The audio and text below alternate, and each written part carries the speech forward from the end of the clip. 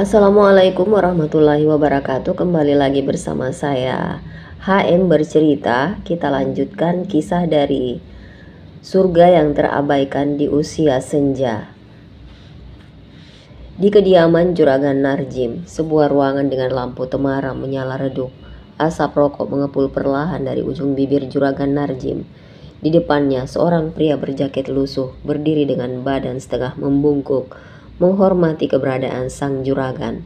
"Apa ini?" tanya Narjim dingin. Matanya menatap layar ponsel yang memperlihatkan sebuah video. Video itu ibu yang menolong Raka, Gan. Hari ini dia dijemput pakai mobil. Rupanya anak-anaknya orang kaya semua. Mereka datang menjemput dan terlihat gak suka sama Raka. Wajahnya sombong dan menolak masuk ke dalam rumah Raka. Juragan Narjim menyipitkan mata. Jadi wanita itu bukan gembel ya?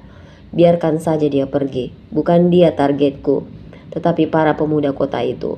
Kalau terlihat mereka datang, segera kabari aku dan kita jalankan rencana kita.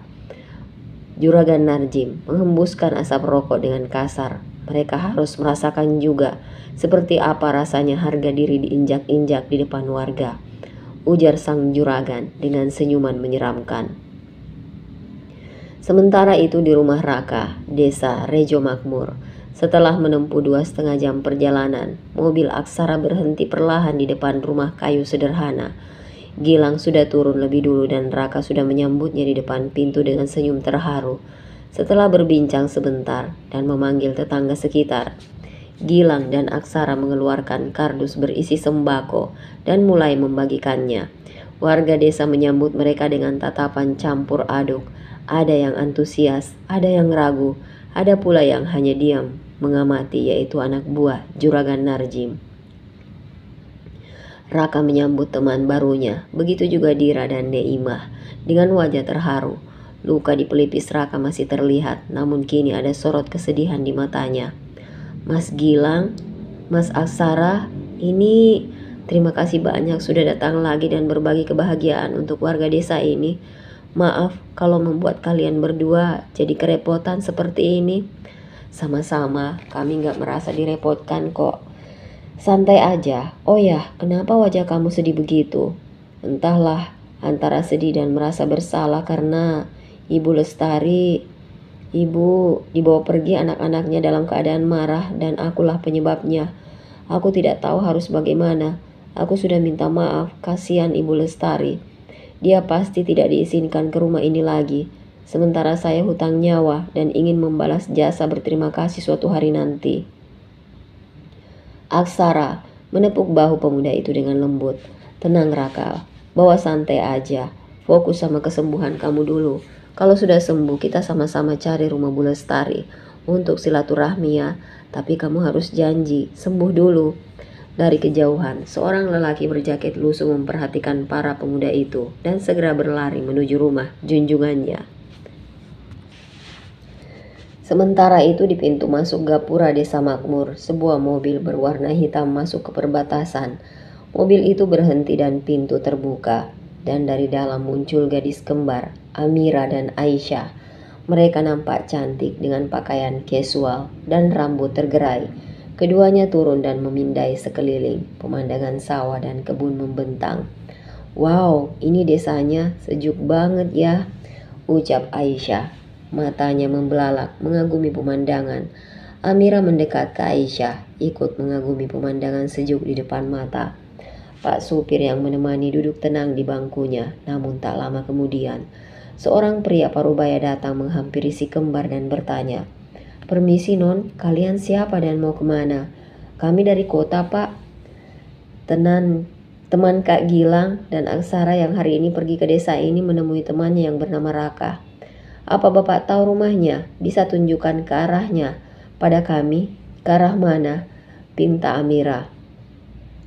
Kedua pria parubaya itu saling memandang, bicara lewat mata dan segera memberi jawaban. "Tentu saja kami kenal dekat. Rumahnya sederhana dan tinggalnya di ujung desa. Mari ikuti kami saja," titah pria itu. Amira dan Aisyah pun segera masuk ke dalam mobil dan mengikuti pria bersepeda motor itu. Melaju memasuki desa Rejo Makmur. Sementara itu, Aksara berkali-kali menatap ponselnya. Sudah hampir 2 jam, tapi tak ada kabar dari gadis kembar yang tadi berniat menyusul mereka. Seharusnya mereka sudah sampai. Wajah Aksara langsung tegang. Saat gagal menghubungi ponsel kedua gadis kembar itu, Gilang menatapnya khawatir. Gimana dek, belum ada kabar? Ponsel keduanya nggak aktif. Harusnya mereka sudah sampai 1 jam lalu. Tapi ini sudah 2 jam. Aku takut terjadi sesuatu sama mereka, Mas. Gilang dan Raka menatap Aksara dengan gelisah dan was-was juga. Segera telepon Mas Arjuna, minta bantu cek mereka ada di mana. Karena menelpon langsung ke orang tua Rara rasanya sungkan. Titah Aksara pada Gilang. Gilang pun mengangguk setuju. Sementara itu di sebuah rumah tua di ujung desa, di tengah ruangan berdiri seorang pria parubaya dengan sorot mata menyala. Dialah Juragan Narjim. Efek obat tidurnya sudah bekerja, biarkan mereka tidur. Jangan ada yang mengganggu mereka sebelum ada perintah dari Juragan.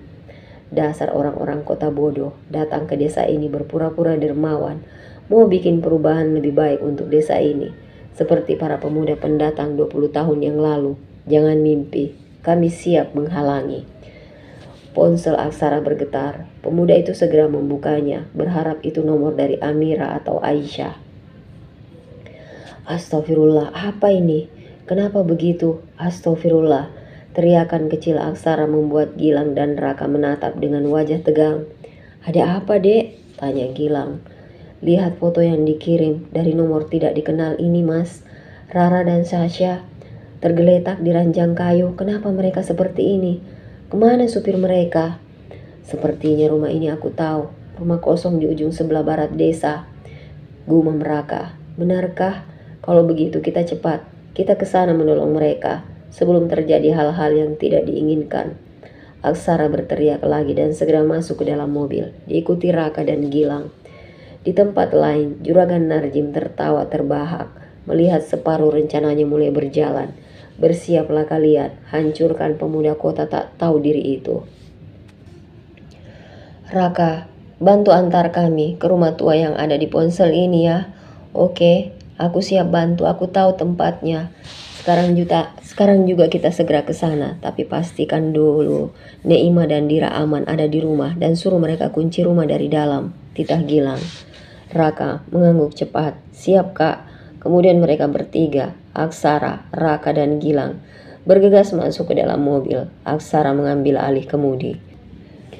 Mobil sport mewah itu melaju membelah jalan kampung yang sempit, bergelombang, dan dikelilingi semak tinggi. Lampu depan mobil menerangi jalan tanah yang penuh bebatuan dan tidak rata. Ini tempatnya, rumah siapa, Raka? Ini rumah kosong, pemiliknya dibawa anaknya yang kerja jadi TKW di luar negeri. Tapi tak mau kembali lagi ke sini, kabarnya malah beli rumah di kota. Jadi rumah kosong sejak pemiliknya pindah ke kota.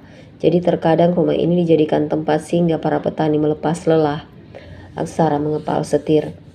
Rumah ini terpencil, tak ada rumah-rumah warga di sampingnya. Kenapa bisa Rara dan Sasha ada di tempat seperti ini? Pasti ada yang ingin berniat buruk pada kita, Mas. Ujar Galang, kamu benar. Orang yang tega membawa Amira dan Aisyah ke tempat sesepi ini pastilah punya tujuan. Waspada semuanya ya, kalau sampai sesuatu terjadi pada si kembar, bisa mengamuk keluarga besarnya. Mobil akhirnya berhenti tak jauh dari rumah tua sederhana, yang tampak reot dan tak terurus. Ayo cepat, kita lihat ke dalam, titah Aksara. Ketiganya berjalan pelan. Pintu terbuka, dengan suara pintu yang berderit mengerikan. Pintu dalam keadaan tidak terkunci. Aksara menelan saliva yang terasa mengering, merasakan jantungnya yang berdebar kencang. Mas Gilang, entahlah kenapa aku merasa aneh, ini mencurigakan. Apa ini jebakan? Kita nggak tahu apa yang bakal kita temui setelah ini. Langkah mereka menelusuri ruangan gelap. Bunyi deritan pintu yang membuat ngilu kembali terdengar. 3 pasang mata pemuda itu langsung membola sempurna. Di sana di ranjang lusuh terbaring 2 gadis yang amat mereka kenal. Astagfirullah, siapa yang melakukan ini semua? Mereka seperti tidur. Tapi ini bukan tidur biasa, mereka diberi obat. Lihat wajah mereka, Dek, pucat, dingin. Apa mereka diberi sesuatu, seperti obat bius atau obat tidur? Sepertinya begitu, tapi untuk apa? Motifnya apa? Perbuatan mereka Pasti akan dilacak sampai ke akar-akarnya sama keluarga besar Rara. Dek, kita bawa mereka ke mobil. Jangan tunda lebih lama. Raka, apa kamu bisa bawa ke mobil? Nggak bisa, nggak pernah belajar mengendarai. Kalau begitu, Mas Gilang saja yang persiapan di mobil. Mas Gilang bantu buka pintu mobil aja ya, biar Raka bantu aku bopong Aisyah. Semuanya setuju dan bergerak cepat. Saat mereka melangkah keluar, angin malam yang dingin menyambut. Tiba-tiba tubuh Amira bergerak pelan, di bopongan Aksara. Aksara, dia sadar sedikit. Iya, Rara juga bergerak sedikit, sepertinya hawa dingin mengganggu mereka. Tapi ini baik, semoga mereka cepat sadar. Itu mereka. Tangkap pembuat rusuh desa ini, dasar mesum kalian ya. Apa-apaan ini? Gilang balik badan waspada. Siapa yang rusuh? Siapa yang mesum? Kami justru menyelamatkan mereka. Mereka bersinau di rumah kosong itu. Aku lihat sendiri dari kejauhan. Tak tahu malu, anak muda kota ini benar-benar keterlaluan. Beraninya mengotori kampung kita tercinta. Jangan sampai warga desa mendapat kutukan karena ulah mereka. Hai, tunggu dulu, kalian salah paham. Kami bisa jelaskan, jangan asal menuduh dulu. Bawa ke balai desa, biar kepala desa yang memutuskan. Hawa dingin semakin menusuk kulit. Amira menggeliat. Dingin, gumam Amira dengan tubuh bergetar kedinginan. Dan mencari kehangatan dengan merekatkan pelukannya. Hati Aksara campur aduk antara cemas dan marah. Raka menjerit, tolonglah, kalian semua dengar dulu. Justru kami ini menolong mereka. Kami temukan mereka dalam kondisi tidak sadar di rumah kosong itu. Namun warga tak peduli. Kalau tidak bersalah buktikan di depan kepala desa. Tapi semua warga sudah lihat. Kalian keluar dari rumah kosong itu sambil membawa perempuan. Gilang yang melihat tuduhan dari mobil segera berlari kecil. Maaf, jangan sembarangan nuduh. Saya punya bukti rekaman perjalanan kami kemari. Semua ini pasti disengaja. Ada orang yang berniat buruk pada kami. Hah? Bukti dari HP? Bisa direkayasa itu. Yang kami lihat ini kenyataan. Kami juga merekamnya. Lihat itu, mereka saling berpelukan. Bapak, Ibu, mereka berdua ini putri konglomerat, pengusaha kaya raya, Pak Sandi Aditama, Rex Sohamijoyo. Mereka orang kuat dan terpandang. Kalau kalian berani memfitnah, mereka bisa melakukan hal buruk juga pada pembuat onar. Teriak Aksara. Maling, teriak maling. Kamu yang membuat onar, malah menuduh orang lain membuat onar. Masih saja mengelak. Suasana makin panas. Amira dan Aisyah perlahan mulai sadar sepenuhnya. Kini berdiri lemah di pelukan Aksara dan Raka. Apa? Ada apa ini? Apa yang terjadi? Warga desa salah paham. Mereka kira-kira kita melakukan sesuatu yang tak terpuji di rumah kosong. Minggir, serahkan mereka, arak mereka ke balai desa.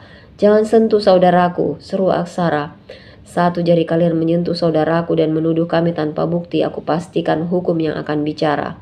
Dan kami juga akan pastikan semua rekaman ini sampai ke media. Warga mulai ragu. Beberapa saling tatap. Hujan makin deras. Apa yang terjadi di sini? Tanyanya lagi. Pak RT tiba-tiba muncul. Kami bisa buktikan semuanya, tapi yang pasti kedua gadis ini korban. Kami butuh pertolongan, bukan tuduhan. Pak RT menatap ketiga pemuda kota itu. Kalau kalian yakin tidak bersalah, buktikan di balai desa malam ini. Semua tetap ikut ke sana. Baik, tapi satu permintaan saya, jangan sekalipun perlakuan mereka pada kami menimbulkan sakit hati sebelum terbukti. Karena kami sudah jijik, kami ini korban, kami dijebak. Halah, sudah jangan banyak bacot. Ayo semuanya, arak mereka ke balai desa. Aksara menatap semua warga dengan tajam. Jika kami temukan siapa dalang yang merencanakan ini semua, menjebak kami, lihat saja, habis kalian. Perang. Suara pecahan kaca memecah kesunyian sore itu. Bu Lestari membeku sejenak, memandangi lantai dapur tempat pecahan gelas berserakan. Tangannya gemetar. Gelas itu tadi begitu kuat di genggamannya, tapi entah mengapa bisa terlepas jatuh dan pecahannya bertebaran di lantai. Astagfirullah, ada apa ini? Kenapa perasaan ini begitu tidak enak? Tiba-tiba saja bayangan wajah Raka yang pucat, berkeringat kesakitan, tubuh kurusnya yang gemetar. Ya Allah Raka, ada apa ini nak? Apa terjadi sesuatu sama kamu? Atau Neima atau Dira? Bu Lestari menghentikan gerakan menyapunya. Jangan-jangan ada sesuatu yang terjadi pada mereka. Bu Lestari menatap lurus ke lantai, tatapannya kosong. Ia ingin sekali menelpon Raka untuk menanyakan kabar, tapi Raka tak punya ponsel. Apa kabarnya si manja Dira yang sudah dianggapnya anak juga? Neima yang sangat menyayangi Bu Lestari. Harus menghubungi siapa untuk bisa dimintai kabar tentang mereka. Harusnya aku ke sana, tapi gumamnya. Bu Lestari teringat ucapan anak-anaknya saat ia minta izin hendak kembali ke kampung Raka 2 hari lalu. Ibu gak usah ikut campur urusan orang kampung itu. Lagian ibu tuh udah tua, gak usah keluyuran sana sini apalagi sampai gak pamit. Iya bu, biarin mereka urus hidup mereka sendiri. Ibu tuh mendingan istirahat di rumah atau ikut kami aja ke kota. Gak usah kerja-kerja lagi. Raka itu hanya orang lain, bukan siapa-siapa kita, gak penting. Ucap ketiga putra dan menantu-menantunya. Terngiang-ngiang di telinga, menyesakkan dada. Mereka tak mengerti. Ibunya butuh teman, butuh diperhatikan. Sementara anak-anaknya, mereka hanya memandangnya sebagai seorang ibu rentah, tak berguna, yang lebih baik berdiam diri, menunggu hari. Tiba-tiba terdengar ketukan pelan di pintu depan. Assalamualaikum, Bu Lestari, permisi. Bu Lestari buru-buru menyelesaikan pekerjaannya. Waalaikumsalam.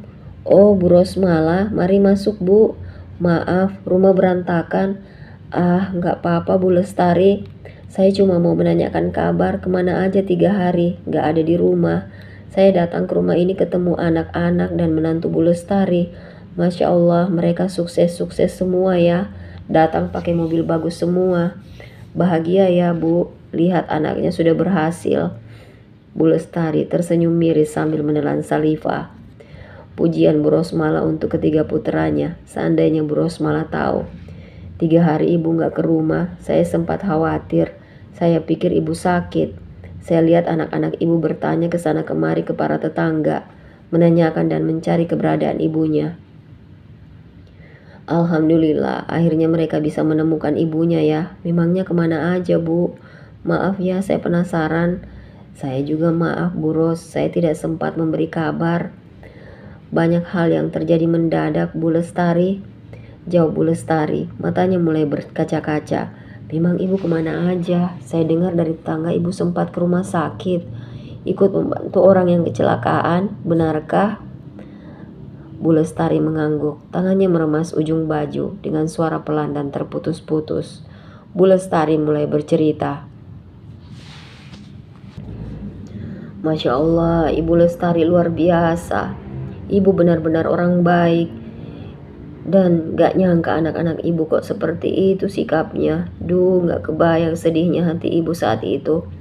Tetap banyakin berdoa, semoga hatinya dilembutkan, dapat hidayah, dan suatu hari nanti bisa menyayangi ibunya dengan tulus. Entahlah Bu, saya hanya mengikuti apa kata hati, tapi justru anak-anak saya, mereka tidak suka. Mereka kecewa karena saya menolak ikut mereka, malah ingin meminta uang hasil kerja ibunya. Akhirnya uang yang sudah mereka kirim saya suruh ambil kembali, tapi tidak mau. Bu Ros malah terdiam beberapa detik. Saya tadi niatnya mau tanya, ibu jadi kerja lagi di rumah saya, tapi saya jujur jadi takut dan gak enak hati. Soalnya anak-anak ibu itu sukses semua. Mobilnya saja mewah-mewah. Saya takut dibilang memperbudak ibunya orang kaya. Mereka pasti malu ibunya jadi asisten rumah tangga. Maafkan saya ya Bu. Tapi saya gak semena-mena kan ya selama ibu bekerja sama saya. Anak-anak gak berhak mengatur hidup ibunya seperti keinginan mereka. Selagi badan saya kuat, saya sudah bilang ke mereka, saya ingin tetap bekerja. Bukan karena saya butuh uang, tapi karena saya butuh rasa berharga dan dihargai. Butuh teman dan butuh perhatian. Matanya mulai berkaca-kaca. Lebih baik jadi pembantu di rumah ibu yang memanusiakan saya dan menganggap saya berarti daripada ikut di rumah anak-anak saya, tetapi hanya dianggap beban. Dianggap salah kalau bicara, salah juga kalau diam. Saya nggak betah, Bu, nggak nyaman, hidup berpindah-pindah. Saya lebih suka terasa hidup ini lebih bermanfaat. Bu Lestari tertunduk sedih. Ibu adalah perempuan paling kuat yang pernah saya kenal. Saya bersyukur pernah dibantu ibu di rumah saya. Baru saja suasana mulai tenang, ponsel Bu Lestari tiba-tiba berdering. Diliriknya layar ponsel yang menyala. Waalaikumsalam. Halo, ya saya sendiri. Kenapa? Apa? Raka? Hah? Ada apa, Bu? Siapa yang menelpon, Bu?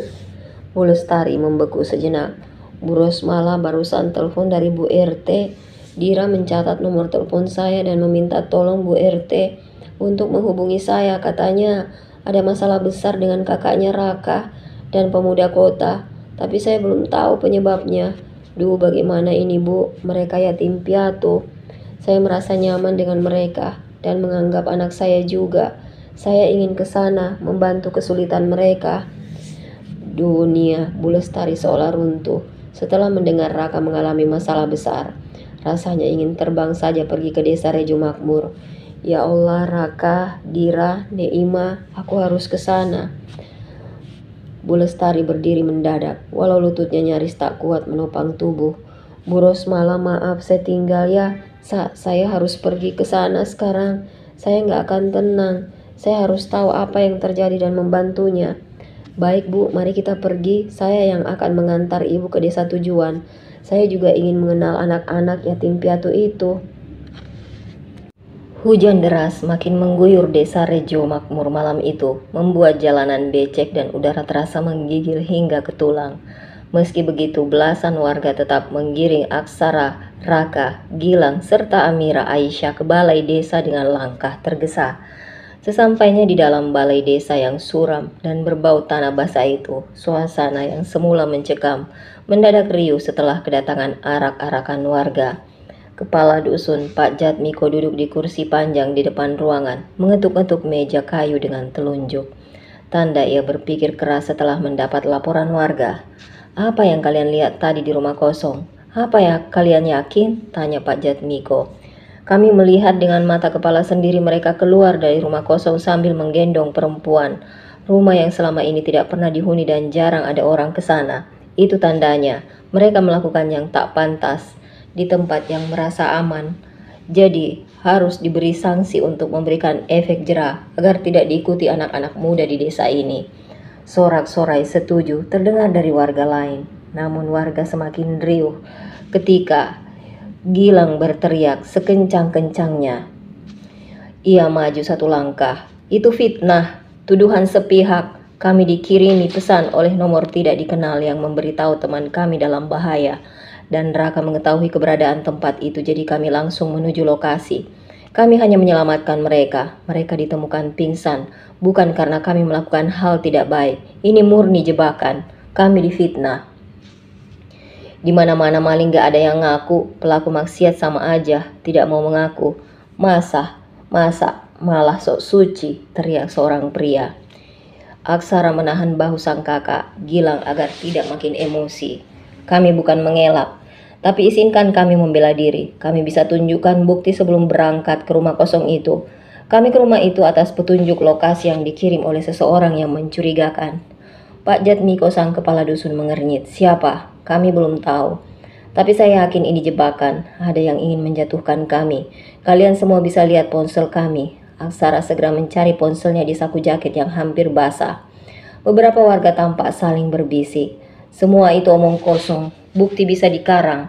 Tapi keluar dari rumah kosong dalam keadaan berpelukan itu nyata. Itu saja sudah melanggar adat desa ini. Yang kalian lawan itu adat desa ini. Iya betul, adat desa ini sudah jelas. Siapa yang ketahuan berdua-duaan antara lelaki dan perempuan yang bukan muhrim, apalagi di rumah kosong, harus dinikahkan siapapun dia. Kalau tidak, desa bisa kena kutukan. Benar itu. Apa? Mana bisa dinikahkan, kami tidak melakukan apa-apa. Pak Jatmiko mengangkat tangan meminta para warga diam. Kau sadar nak, malam ini apa yang kau hadapi bukan sekedar tuduhan, tapi ini soal adat dan kepercayaan desa. Kalau tidak dinikahkan, kami khawatir bencana akan menimpa desa dan seluruh warga. Amira yang dari tadi diam kini mengangkat bicara, wajahnya pucat, matanya berkaca-kaca. Tapi aku merasa ini memang jebakan. Ini tindakan kejahatan. Kami semua benar-benar dijebak. Saat aku bertanya lokasi rumah Raka, warga yang kami jumpai mengantar dan menunjukkan arah jalan ke rumah Raka hingga sampai ke rumah kosong itu. Mereka bilang Raka dan teman-teman dari kota masih berkeliling berbagi bantuan. Jadi kami disuruh menunggu sambil diberi suguhan minuman dan camilan. Amira yang mulai pulih kesadarannya dan mengingat kejadian yang dialaminya mulai bercerita. Aksara memandang Amira dalam-dalam. Ia mengepalkan tinju, menahan amarah yang mendidih dalam dada. Karena ponselnya tak ditemukan dalam sakunya, sepertinya seseorang mengambilnya di saat Aksara panik menghadapi tuduhan warga. Padahal di ponsel itu bukti nomor tak dikenal menghubunginya dan mengirimi foto si kembar dalam keadaan tergeletak, tak berdaya. Ini tidak adil. Mereka datang ke desa ini dengan niat baik, membantu kesulitan warga di sini, tapi dibalas keji seperti ini. Bukannya berterima kasih malah menebar fitnah keji. Namun warga terus menyahut, kami orang banyak sudah melihat, terbukti kalian berpelukan dan menggendongnya. Apalagi yang mau dibantah? Kalau tidak dinikahkan malam ini juga, Rejo Makmur akan kena bencana. Pak Jatmiko menghela napas berat. Kita beri mereka pilihan. Kalian sudah tertangkap basah oleh warga. Kalian boleh saja mengelak, tapi ingat, kepercayaan desa sudah mendarah daging. Kalau kalian menolak dinikahkan, kalian semua harus angkat kaki dari desa ini malam ini juga dan dilarang menginjakkan kaki ke desa ini lagi seumur hidup sampai anak keturunan kalian. Semua mata kini tertuju ke kepala dusun. Suasana seketika menjadi sunyi. Gilang menoleh ke Aksara. Apa yang akan kau lakukan? Aksara diam sejenak. Tapi jika mereka menolak, mereka bukan hanya diusir, mereka juga akan membawa malu pada keluarga masing-masing. Terutama Raka, Neima dan Dira yang kini sangat tegang dan cemas luar biasa. Bagaimana tidak, ucapan kepala dusun yang memberi pilihan sama-sama beratnya. Pilihan menikah sangat tidak mungkin karena dirinya hanya orang miskin, tak pantas sekali seorang putri kaya raya. Dipaksa menikah dengannya namun pilihan diusir pergi dan dilarang kembali lagi ke desa.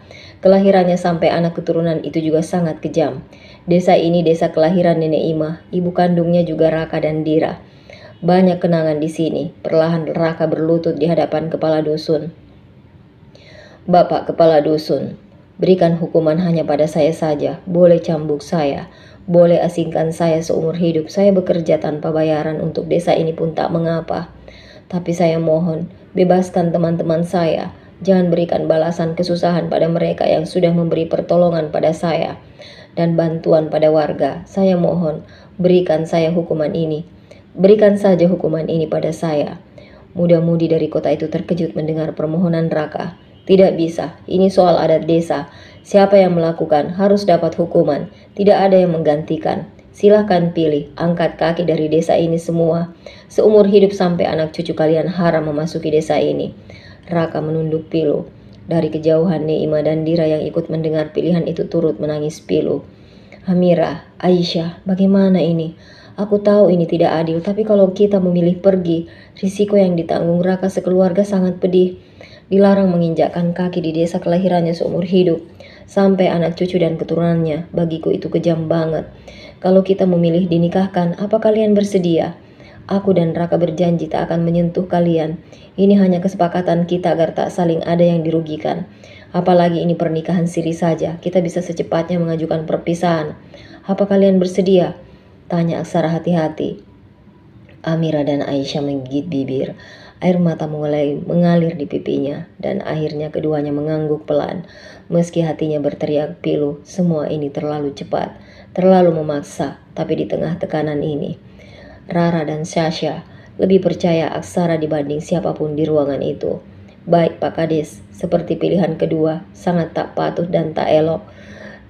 Juga sangat jahat jika kami memilih pilihan kedua, membuat Raka dan keluarganya terusir dari tanah kelahirannya akibat perbuatan fitnah keji seseorang. Jadi pilihan kami yang pertama saja, silahkan nikahkan kami. Pak Jatmiko melepas satu nafas kasar, mendengar dan melihat ketegasan Amira, gadis di depannya yang memang diakuinya memiliki karisma yang sangat kuat. Baiklah, karena kedua belah pihak setuju, maka malam ini, sesuai adat kita lakukan akad sederhana. Warga bersorak, sebagian lega, sebagian tampak puas. Sementara itu Aisyah menghela napas berat. Ia menoleh ke Gilang, Aksara dan Raka. Tolong hubungi ayah dan paman Arjuna. Mereka harus tahu dan pastikan juga, biar mereka bantu cari tahu siapa dalam semua ini. Wajah Aksara berubah sedih. Ponselku hilang. Ponsel Kak Gilang disenggol warga terjatuh dan mati. Astagfirullah. Aisyah dan Amira terkejut mendengar penjelasan Aksara karena ponsel si kembar juga tertinggal di dalam mobil bersama supir. Dan ngomong-ngomong, kemana sopirnya pergi? Dalam dingin dan derasnya hujan, balai desa mulai disiapkan untuk akad nikah darurat. Beberapa warga sudah memanggil penghulu, sementara Aksara diarahkan warga duduk di samping Amira. Dalam hati kecilnya, Aksara bersumpah malam ini bukan akhir, ini baru awal. Ia akan mencari kebenaran. Siapapun yang telah menjebaknya, orang itu akan menyesal pernah memfitnah dirinya, Raka, Amira, juga Aisyah. Akhirnya Balai Desa Rejo Makmur disulap menjadi tempat akad darurat. Meja tua dijadikan mimbar penghulu, karpet tipis digelar di lantai yang dingin. Di sisi lain, Amira dan Aisyah juga bersimpuh, wajah mereka pucat pasi, mata bengkak karena menangis. Tangan kedua gadis kembar itu gemetar saat Burur, istri Pak Jatmiko dan beberapa wanita turut membantu keduanya mengganti pakaian, memakaikan kerudung putih seadanya. Gadis cantik, sabar ya. Ini semua untuk kebaikanmu. Semoga kedepannya hari-hari baik bersamamu.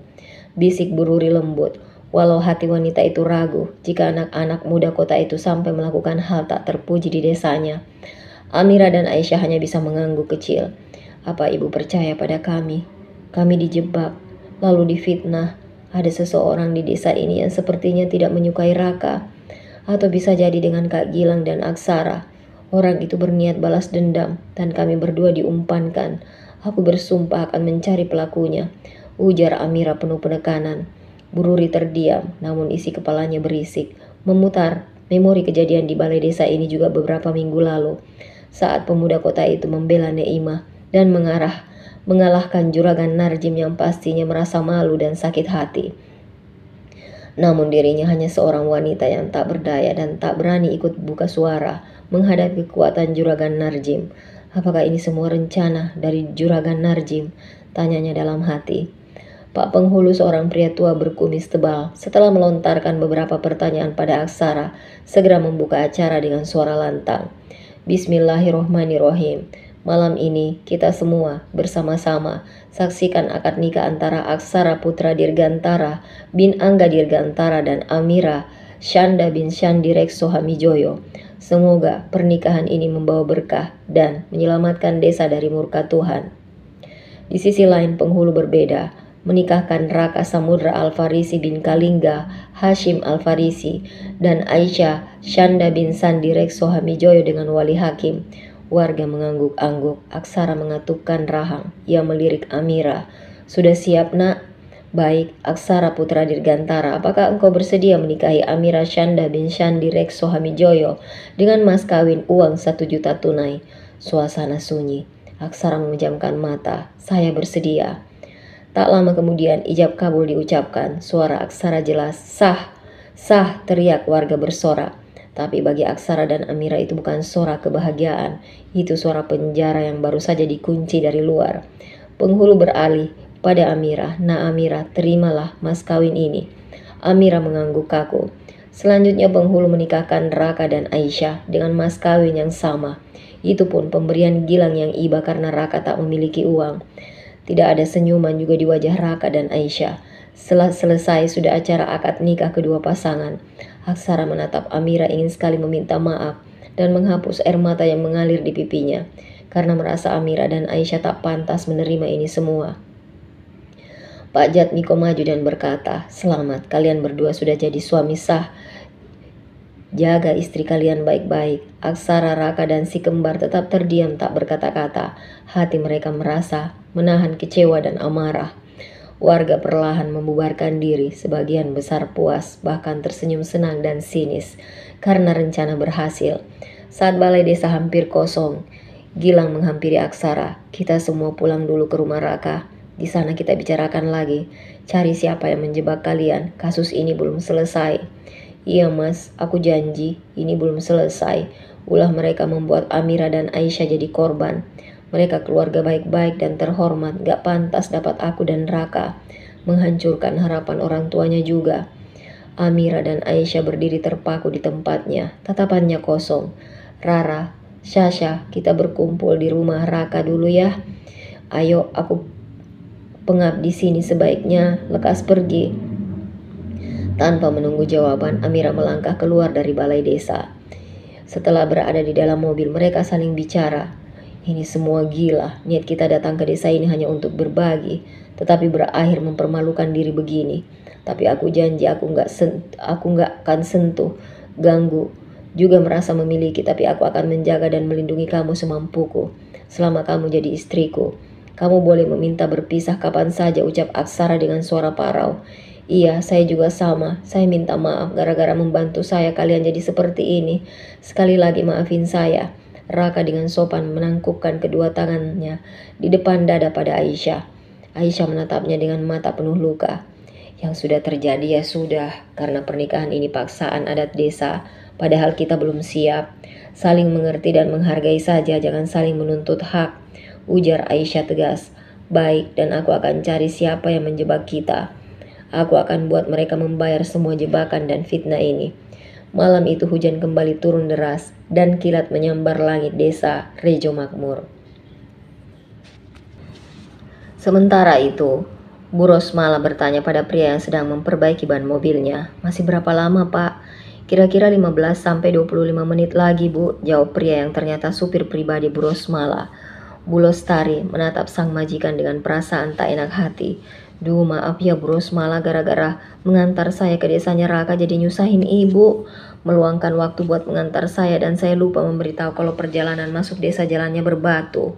Jadinya kempes itu ban mobilnya. Santai saja Bu Lestari, ada Pak supir yang menemani kita dan siap membantu. Lagi pula saya juga butuh hiburan dan ingin jalan-jalan juga. Ibu sudah telepon Bu RT-nya Raka lagi, bilang belum selesai Bu Rosmala bicara, terdengar suara ponsel berdering. Melihat ponselnya menyala, Bu Lestari segera menatap ponsel dengan antusias, berharap sang penelpon adalah Bu RT. Namun yang muncul bukannya nama Bu RT tetapi nama Anjar, putra pertamanya. Loh Bu, kok nggak diangkat? Kenapa? Siapa yang telepon? Anjar, Bu Ros, bukannya tak mau mengangkat, tapi aneh dan tumben jam sore begini telepon. Saya takut diceramahin lagi, nggak boleh ini, nggak boleh itu. Apalagi saat ini kita mau ke tempat Raka, saya nggak mau kalau disuruh balik pulang lagi. Oh, atau angkat saja Bu Lestari, siapa tahu ada kabar penting, kita dengarkan bersama. Bilang saat ini ibu lagi sama saya diajak cari makan malam. Bu Lestari terdiam, telepon yang terus-menerus berbunyi itu pun akhirnya diangkat. Assalamualaikum, ada apa Le? Waalaikumsalam, ibu lagi di mana? Ibu keluar rumah lagi? Bu Lestari menautkan kedua alisnya keheranan. Bagaimana bisa putranya Anjar mengetahui kalau dirinya tidak di rumah? Apa ada CCTV tersembunyi yang tidak diketahuinya? Ibu memang keluar rumah diajak Bu Rosmala, Le. Tiba-tiba terdengar bunyi lain di ponsel yang dipegang Bu Lestari.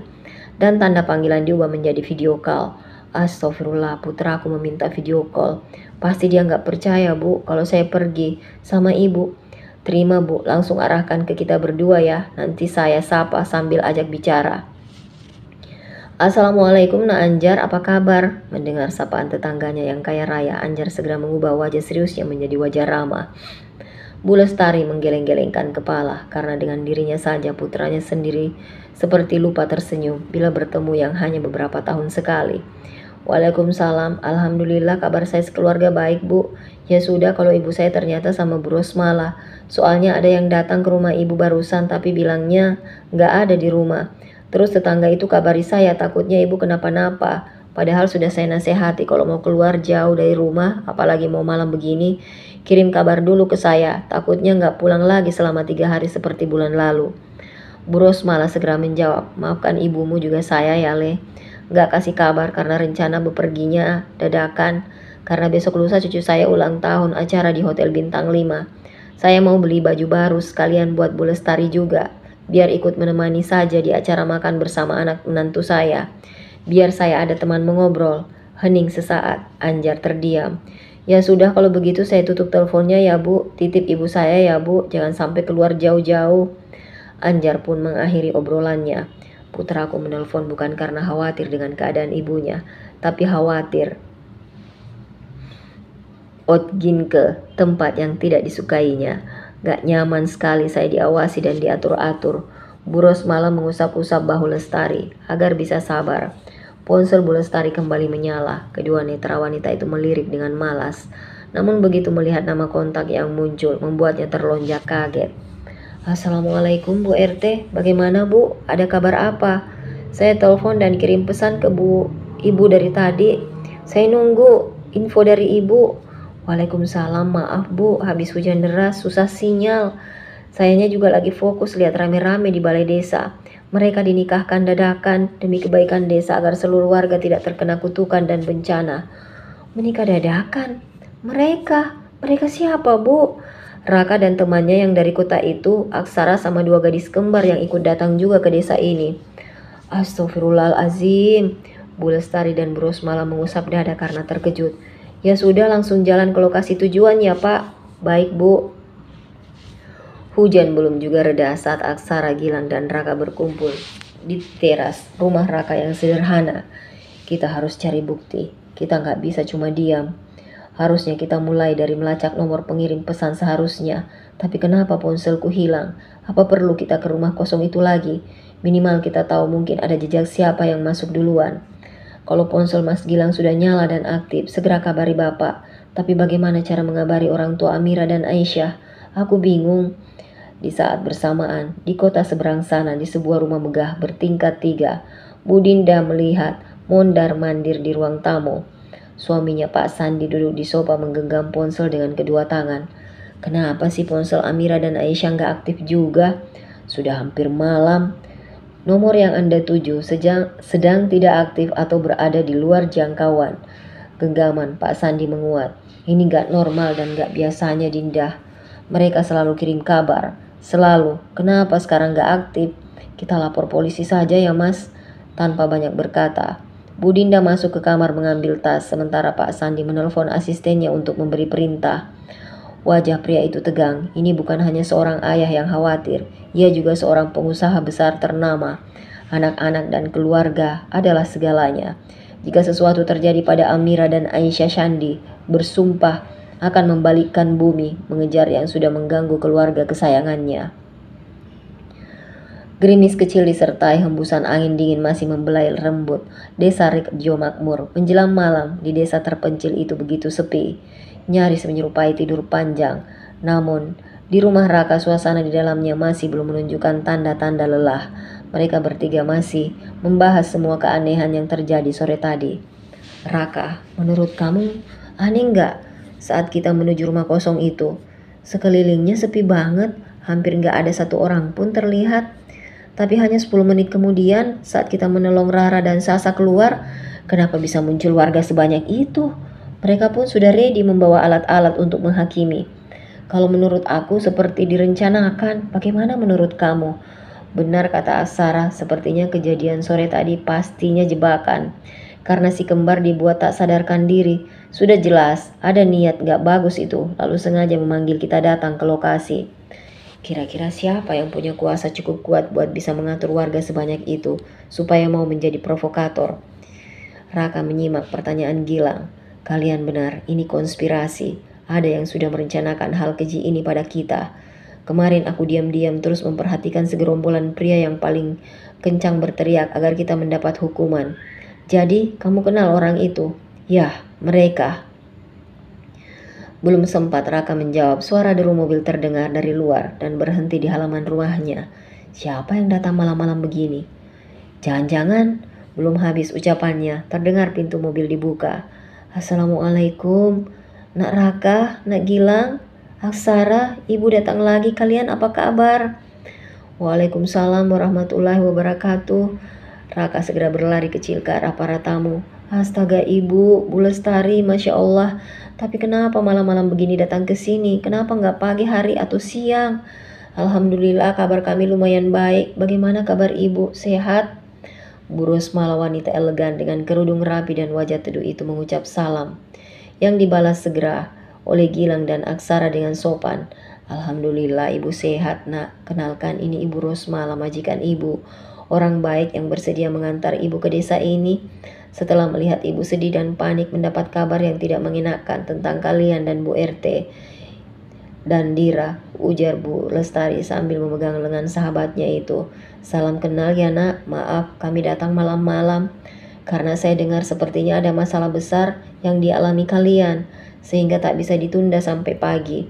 Jadi begini, ucap Bu Lestari. Ibu RT menelpon atas suruhan Dira, katanya terjadi sesuatu yang menggemparkan desa. Gadis kembar ditemukan di rumah kosong katanya, tak sadarkan diri. Aksara kembali menggertakkan gigi. Benar, kami dituduh berzina, Bu. Lalu dipaksa menikah. Amira dan Aisyah belum sempat bicara apa-apa. Kata Aksara, fitnah yang sangat kejam. Benar, Bu. Para warga menuduh tanpa bukti, mengancam. Gilang mengepal. Raka, siapa orang-orang yang paling keras berteriak tadi? Kamu mengenalnya? Aku mengenal sedikit saja, pernah melihat mereka di perkebunan Juragan Narjim. Pantas saja warga seperti dikendalikan. Sayangnya mereka terlalu cepat percaya. Oh ya, siapa tokoh itu? Dia seorang juragan sayur mayur dan buah-buahan terkaya di desa ini. Semua warga di sini banyak yang bekerja di kebunnya. Mata Bu Lestari membulat. Juragan Narjim? Apa benar dia yang merencanakan jebakan keji ini? Bisa jadi dia yang merencanakan, Bu. Karena Raka melihat beberapa anak buah juragan itu ada di antara kerumunan warga, berteriak paling kencang. Kalau begitu kita tidak bisa hanya menunggu. Kita harus menyusun langkah. Apa kalian sudah menghubungi orang tua si kembar? Aksara langsung menunduk. Mereka belum tahu, kami belum memberi kabar karena ponsel Mas Gilang retak dan mati terjatuh disenggol orang. Astaga, pasti mereka panik menunggu kabar putri mereka. Kalau mereka tahu putri mereka difitnah dan dipaksa menikah seperti ini, mereka pasti akan turun tangan dengan cara yang meledak-ledak. Dan kita perlu waktu untuk siapkan bukti. Kalau tidak, justru akan jadi kacau. Keheningan mengendap di ruangan. Malam itu semakin pekat, namun ketegangan di rumah Raka tak kunjung pudar. Kalau mereka tahu kita sudah sah menikah putri-putri mereka, apa orang tua akan menerima atau makin mengamuk? Pasti tetap marah besar karena dilakukan tanpa izin mereka. Apalagi kalau pamannya juga dengar, mereka bisa datang ke desa ini bawa pasukan dan mencari pembuat fitnah. Sementara itu, sudah siap Mas? Ayo cepat, kita lapor polisi. Sekalian di jalan nanti aku telepon Arjuna, biar bantu kita cari tahu putri kita. Dinda nampak tergesa-gesa dan tak sabar. Sandi menatap istrinya yang sudah mengenakan jilbab dan gamis warna abu tua. Sayang, duduk dulu di sini yang tenang, ujar Sandi. Kita bicara dan cari solusi sendiri dulu. Lapor polisi juga paling jawabannya suruh nunggu kabar dulu. Biasanya minimal 24 jam kalau belum ada indikasi bahaya. Kita tidak mungkin menunggu selama itu, Mas. Kalau putri kita dalam masalah, setiap menitnya sangat berbahaya jika kita tidak bertindak. Coba kirim pesan dulu ke grup WA keluarga besar kita. Siapa tahu salah satunya tahu keberadaan putri kita. Walaupun hatinya tak tenang, tapi Dinda menuruti ucapan suaminya. Assalamualaikum, maaf mengganggu semuanya. Ada yang lihat atau tahu keberadaan Amira dan Aisyah? Sejak siang pergi sampai sekarang belum kembali. Biasanya habis maghrib sudah pulang. Ponsel mereka tidak bisa dihubungi, mohon bantuannya ya. Siapa tahu ada yang tahu. Dan lihat di mana si kembar berada. Terima kasih perhatiannya. Tak sampai 3 menit, layar ponsel Dinda mulai bergetar tiada henti. Adik iparnya, Aili yang pertama berkomentar. Hah? Belum pulang? Waktu pergi pamitnya kemana Mbak? Astagfirullah, semoga gak apa-apa, baik-baik saja ya Dinda. Coba tanya teman dekat mereka, kamu tahu nggak? Tapi dia tidak menyimpan nomor ponsel Aksara. Jari jemari Dinda mulai mengetik balasan lagi ke grup warga. Tapi belum sempat pesan itu terkirim, ponsel Sandi yang diletakkan di meja tiba-tiba bergetar. Sandi segera menerima panggilan adik iparnya. Halo, Juna, gimana? Ada kabar tentang putriku? Maaf Mas Sandi, aku baru buka HP, baru baca pesan di grup keluarga. Pas buka HP ternyata sudah ada pesan masuk juga dari adik angkatku Gilang dan Aksara. Mereka bilang siang tadi pergi ke desa terpencil sama teman-temannya yang lain. Mau berbagi ke penduduk di sana, sore hari ternyata hujan deras. Susah sinyal dan tak bisa pulang, mau mengabari keluarga susah, jadi mereka menyampaikan minta maaf. Belum bisa pulang dan meminta kita jangan khawatir. Ada foto yang mereka kirim juga, aku share di grup. Oh oke Jun, makasih infonya, aku cek di grup WA ya. Alhamdulillah Mas, Arjuna share di grup putri kita baik-baik saja. Sandi mengangguk dan tersenyum tipis, melihat istrinya menangis sambil tersenyum lebar. Sandi menatap layar ponsel istrinya, melihat foto yang ditunjukkan sang istri. Alhamdulillah, sepertinya putri kita aman sayang. Yang penting ada Gilang dan Aksara. Pasti mereka menjaga Rara dan Syasa. Ya sudah, kita sholat isya berjamaah ya. Yuk, doakan kebaikan anak-anak dan keluarga kita. Terus istirahat, ajak Arsy juga. Dinda mengangguk setuju. Sementara itu di desa Rejo Makmur, pagi itu sinar matahari belum sepenuhnya menyelinap, tapi aroma tumisan bawang sudah memenuhi udara di dapur Nenek Imah. Bu Lestari dan Bu Rosmala tampak sibuk. Panci mendidih, suara pisau memotong sayuran, dan kepulan asap dari nasi hangat jadi pengisi keinginan yang tak biasa. Ada bikin sambal dan telur dadar, sayur bening. Biar segar, anak-anak pasti belum nafsu makan, kata Bu Lestari. Ya, kasihan mereka. Wajah Amira dan Aisyah kemarin itu, sedih sekali mereka. Pasti kejadian kemarin gak akan hilang dari ingatan. Neimah hanya mengangguk pelan, tangan keriputnya tetap lincah menyelesaikan masakan. Tapi matanya terus melirik ke arah ruang depan. Sementara itu di ruang depan, Amira dan Aisyah duduk membisu. Wajah mereka pucat. Dira duduk di samping Aisyah, sesekali menggenggam tangannya. Aku masih gak percaya kita diperlakukan kayak gitu. Seolah-olah kita ini penjahat. Mereka tak beri kita kesempatan menjelaskan. Maafkan aku ya, aku sudah coba bicara sama beberapa warga, tapi mereka terlalu cepat menyimpulkan. Sepertinya memang disengaja. Aku janji, bersama Gilang dan Aksara akan mencari tahu siapa yang sudah menjebak kita. Yang penting orang tuamu dan keluarga besarmu sudah tenang. Mendapat kabar dari kita juga foto bersama. Tiba-tiba Gilang berseru senang. Di tangannya ponsel yang dikira rusak kini kembali menyala. Alhamdulillah, ponselku udah bisa aktif lagi. Semua kepala menoleh menatap Gilang. Beberapa detik hening. Kita harus kirim kabar ke orang tua kalian. Mereka pasti khawatir. Kamu tidak tahu nomor ayah ibuku. Kamu bisa hubungi Paman Arjuna. Bisa. Tapi kita foto bareng dulu biar bukti kalian baik-baik aja. Biar mereka percaya. Mereka duduk berdampingan, masih dengan wajah kusut dan mata lelah. Dira duduk di tengah-tengah, si kembar mencoba tersenyum. Tak ketinggalan Bu Lestari, Bu Rosmala dan Neimah. Begitu foto jadi, segera dikirim ke nomor ponsel kakak angkatnya. Gilang menarik napas lega. Tiba-tiba terdengar suara keras dari luar rumah membuat semua orang terkesiap. Pintu diketuk dengan keras, suara beberapa pria terdengar dari luar. Raka, buka pintunya, kami mau bicara. Ya Allah, ada apa lagi ini? Mereka datang lagi. Ada beberapa warga datang. Di luar berdiri 5 pria dewasa. Kami tidak datang untuk bikin ribut, tapi ingin mengingatkan. Di desa ini tidak boleh satu rumah ada beberapa pasangan. Semalam kami pantau kalian tinggal bersama dalam satu rumah. Lalu kalian mau menuduh kami apa lagi? Jelas kami tinggal di rumah ini karena tidak punya tempat lain lagi. Itu pun kami tak bisa tidur semuanya karena ulah dan fitnah warga di sini. Oh, kalian sudah berbuat salah, tapi malah mau menyalahkan adat desa ini. Tak tahu malu kalian. Sepertinya aku hafal wajah-wajah kalian berlima. Aksara menatap kelima. Ya, kalian yang berteriak paling kencang, agar warga terprovokasi dan menghukum kami. Lalu barusan kalian bilang semalam memantau kami. Ada apa? Padahal kami sudah sah menjadi suami istri. Kenapa dicurigai lagi dan dicari-cari masalah? Bukankah ini disengaja? Sekarang kalian datang menampakkan diri mau menyalahkan kami lagi. Baguslah. Tak perlu kami bersusah payah mencari biang kerok yang menjebak kami. Ternyata kalian sudah dengan sendirinya datang menampakkan diri di hadapan kami. Selamat menunggu pembalasan dari kami. Wajah kalian sudah kami tandai. Silahkan pergi dari sini. Kabari bos yang memerintah kalian. Perang kita dimulai. Kelima warga itu terdiam dan saling melempar pandang satu sama lain. Wajah mereka berubah bingung dan tegang mendengar ancaman Aksara. Suasana di rumah Raka mendadak tegang. Kelima pria yang baru saja ditegur Aksara tampak saling menatap teman-temannya. Satu sama lainnya bingung antara harus melawan atau mundur. Namun salah satu dari mereka, pria jangkung berambut sedikit beruban, maju selangkah. Jaga ucapanmu, kamu mau mengancam kami, ha? Ini tanah kami, desa kami.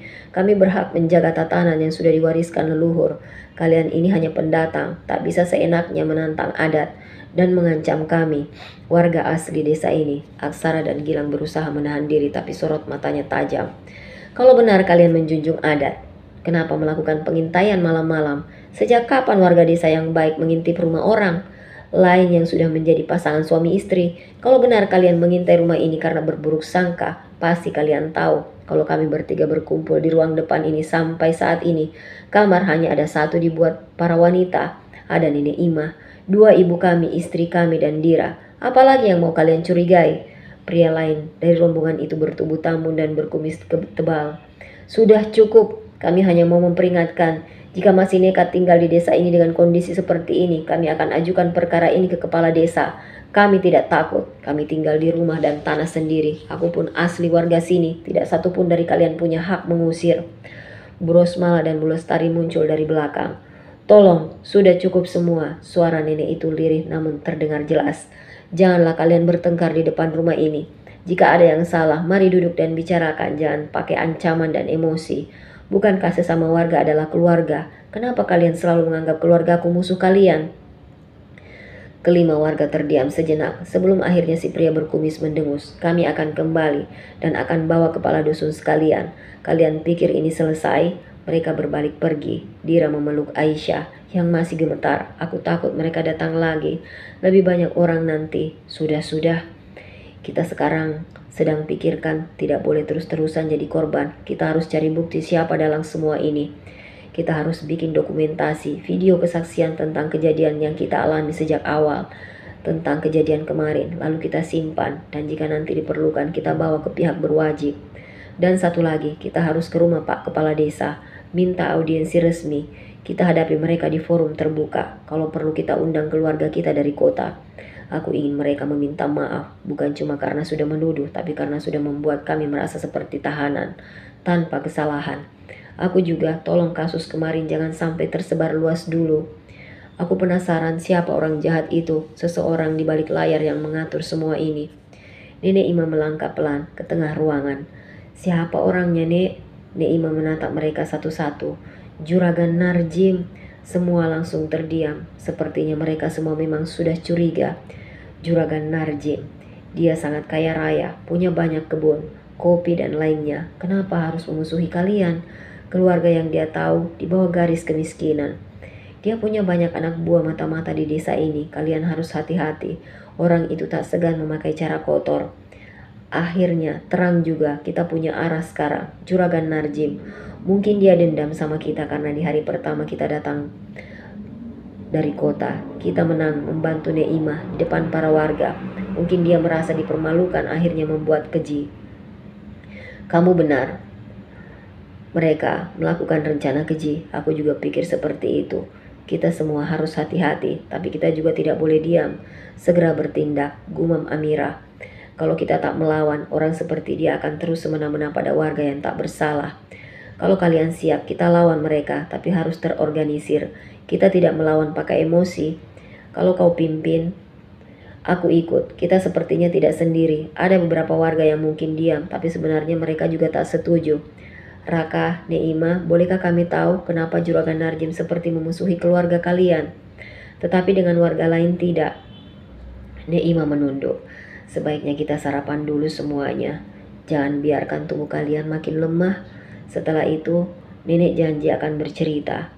Matahari mulai naik menyinari desa Rejo.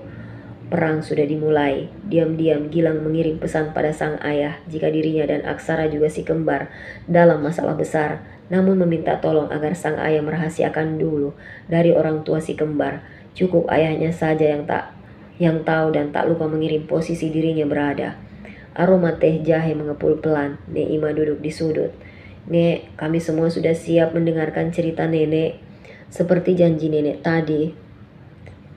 Kenapa dari dulu Juragan Narjim seperti memusuhi keluarga kalian? Kisah masa lalu menyisakan sakit hati dan dendam tertanam dalam hatinya. Gumam Neima dan gurat sedih di wajah tuanya. Sakit hati, dendam, ayo dong lanjut cerita. Aku memiliki putri yang cantik, hanya satu putriku, bernama Dewi Wulansari, ibu kandung Raka dan Dira. Dulu pada saat itu putriku jadi kembang desa. Cantik, pintar, rajin, dan ramah, hingga disayang banyak orang. Para pemuda selalu mencari perhatian Dewi untuk menjadi kekasihnya. Namanya selalu disebut-sebut. Banyak pemuda ingin meminangnya, bahkan Juragan Narjim, yang waktu itu masih muda dan mulai membangun kekayaannya, pernah langsung datang melamar, tapi ditolak Dewi dengan alasan belum siap menikah. Masih ingin merasakan bekerja dan mencari uang katanya. Aisyah dan Amirab saling pandang. Wajah mereka makin penasaran menanti cerita selanjutnya. Tak hanya Narjim yang langsung datang melamar. Keponakan kepala desa saat itu, Pak Rasid, juga menaruh hati. Pernah datang ke rumah dan menyatakan cinta dan berniat melamarnya. Tapi putriku menolak semuanya karena ternyata hatinya sudah terikat pada seseorang. Ia pendatang dari kota bernama Bagas Dirgantara.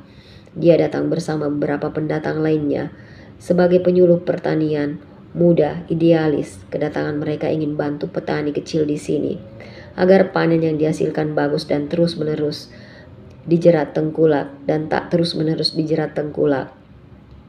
Saat pemuda itu datang ke rumah dan Dewi menerima kehadirannya, aku dan suamiku sempat menolak karena kami tahu hubungan dengan orang luar akan membuat masalah, membuatku terpisah dari putriku karena diajak tinggal jauh dari desa ini bila sudah menikah. Yang kami inginkan, putri kami menikah dengan warga asli, tapi kedatangan Nak Bagas dan kawan-kawannya membuktikan keseriusan bekerja. Dia bukan cuma mengajar, tapi ikut membantu warga di ladang. Warga mulai ikut ajarannya dan perlahan kehadiran mereka sangat dibutuhkan. Akhirnya suamiku setuju dengan hubungan Dewi dan Bagas. Dan mereka pun menikah di desa ini atau di kota asal Nak Bagas. Ya, mereka menikah sederhana saja di desa ini dan tinggal di desa ini. Suaminya tak pernah membawa putriku menemui keluarganya.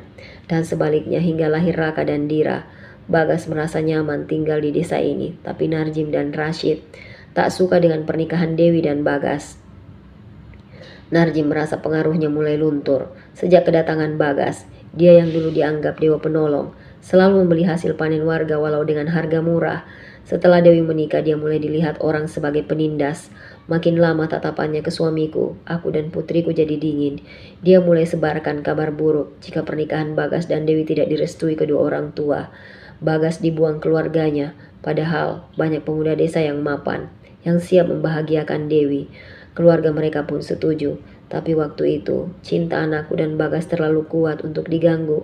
Mereka menikah secara sederhana di sini, hingga lahirlah Raka dan Dira, membawa cahaya kebahagiaan dalam hidup kami. Lalu sebelum kejadian kecelakaan itu, rumah ini tiba-tiba kedatangan banyak tamu tak dikenal, berwajah sangar dan marah-marah. Mereka telah menuduh kami menghasut Bagas agar membangkang dan melupakan orang tuanya. Saat itu hanya ada nenek dan Dira yang masih bayi saja di rumah. Yang lainnya sedang ikut keluar menemani Nak Bagas ke balai desa memberikan penyuluhan rutin. Aku pun melaporkan kejadian itu pada Bagas dan membuat Dewi ketakutan juga bersedih. Akhirnya Bagas berniat kembali ke kota membawa keluarganya agar anak-anaknya bisa mengenal kakek dan neneknya juga keluarga besar dari pihak ayahnya. Bisa juga sekolah di tempat yang lebih baik di kota. Namun suamiku meminta Nak Bagas hanya membawa putrinya saja dulu, tidak mengizinkan membawa keduanya, karena takut keluarga Bagas tetap bersikeras menolak Dewi dan anak-anaknya. Bagas pun setuju berangkat ke kota hanya dengan Dewi saja. Tapi saat berangkat ke kota, di tikungan hutan, sepeda motor yang dikendarai mereka ditabrak kendaraan lain yang membuat menantu dan putriku jatuh ke jurang dan meninggal. Saksi bilang itu tabrak lari, sampai sekarang pelakunya tak pernah ditemukan. Dan sejak itu warga berubah. Banyak yang tiba-tiba menjauh menghindar, menghina Dewi. Kecelakaan ini akibat salah pilih, memilih pasangan dari luar desa yang menyebabkan dirinya celaka sendiri. Harusnya menikah dengan warga satu desa saja agar panjang umur. Dengan menghindar, menjauh, nenek kira tak akan ada yang mengganggu kami lagi, tapi ternyata masih ada yang datang memarahi kami. Jadi ini bukan sekedar kebencian sesaat, tapi dendam. Sampai hari ini nenek penasaran siapa yang sudah membuat putri dan menantuku meninggal. Memangnya nenek curiga sama siapa? Kalau boleh menebak, apa juragan Narjim bisa dicurigai? Salah satunya Nak, karena ada beberapa pria yang ditolak Dewi dan sakit hati. Ya sudah, apa sebaiknya kita sekarang berangkat ke rumah kosong? Kami ikut juga. Doakan kami, Nek, kami akan mulai dari sini. Dari kebenaran yang lama terkubur, semoga bisa mendapatkan bukti. Iya Nak, mumpung kamu tidak sendirian. Mereka semua berdiri, meninggalkan rumah tua itu dengan langkah tegas. Hari itu langit desa Rejo tampak terang, keadilan mungkin terlambat datang, tetapi tetap mencari kebenarannya. Bersambung.